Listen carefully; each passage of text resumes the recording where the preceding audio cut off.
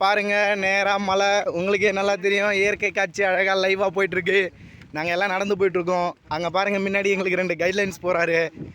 அவர் number 1 இவர் number 2. இவருக்கு சுத்தமாக தெரியாது. தலை கொஞ்சம் மூஞ்ச காமிங்க.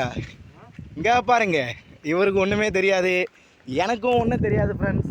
அதனால் இப்போ எல்லாமே நாங்கள் வாக்கிங் போயிட்டுருக்கோம். போயிட்டு நம்ம பார்ப்போம்.